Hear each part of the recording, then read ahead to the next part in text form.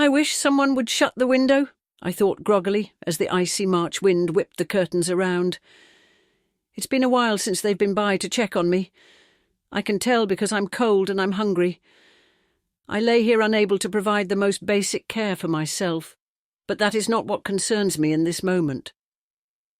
The medication that they forced me to take, a few hours ago, is wearing off now, and I think, no, I am positive, that I have lost some of my memory.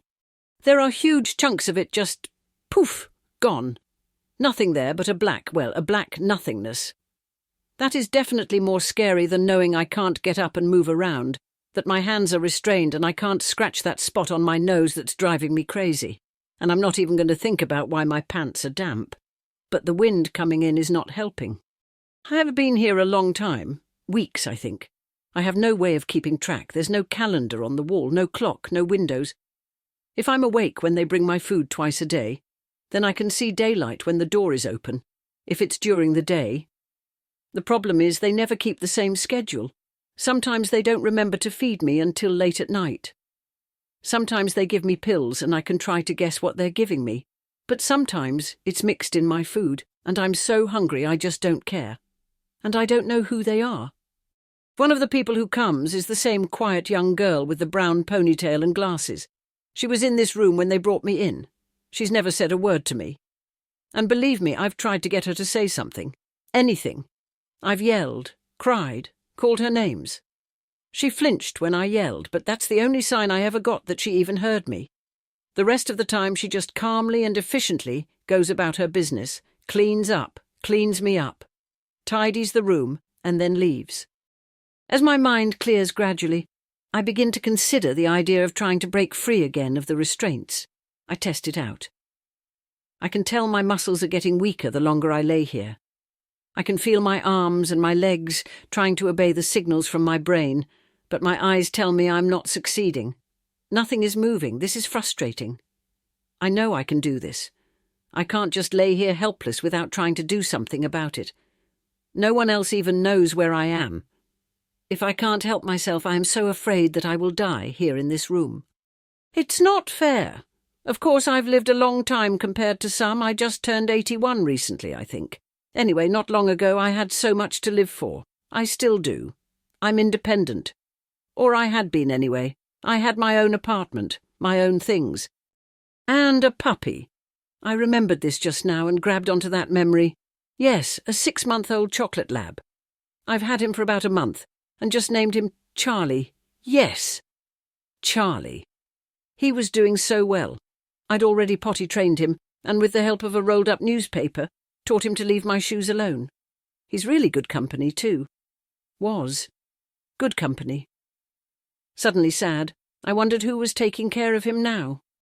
My mind now clear of whatever pharmaceutical substances they had last given me, I tried again to move my arms, my legs. If my mind had recovered, surely my limbs could too. I saw movement out of the corner of my eye. Yes. I could feel my foot moving. If both feet could get to the floor, I might be able to stand at least. I don't know how much else I could accomplish, since my hands are still literally tied to the bed, but my feet just won't cooperate. So I'm stuck. "Hello, anybody," I yelled out. If I'm going to be restrained, I don't have to be wet and hungry at the very least. Down the hallway a door closes, and I hear footsteps coming closer, closer. They stop. The doorknob turns, and I am afraid. I don't know who this person might be, and I shiver in the cold room. It's the young girl with glasses and a ponytail. I would think of her as a nurse, but she always wears a t-shirt and jeans. At least I'm familiar with her. "Why hasn't someone brought me my dinner?" My voice sounds thin and shaky, but maybe she'll take pity on me. Hopefully I'll get a reaction this time, sympathy, an apologetic look, something. The young girl turns to me and looks directly in my eyes. "You ate an hour ago, Granny. You just forgot." Surprised by her response, I quickly replied, "If that's true, then why do I still feel hungry?" "I don't know," she answered. "It could be the new medicine the doctor prescribed for you. It makes you sleepy too.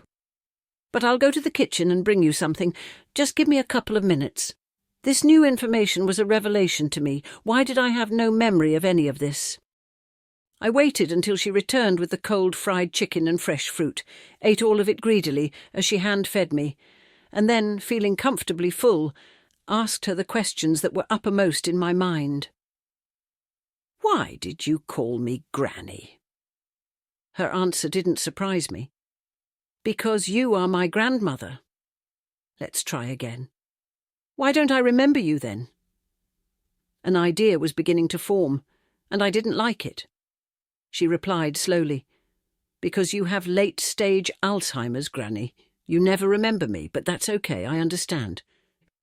"Why am I restrained? Why can't I get up and go outside? Where's Charlie?" This time I was not ready for the answer, even though my granddaughter said it as if she'd spoken the explanation 100 times before. "You were in an accident, Granny. You lost both your legs, so you can't get up. They couldn't fix your arms, but they don't work, see? You're not restrained, your arms just don't work anymore." I looked at my arms, and what she said was true.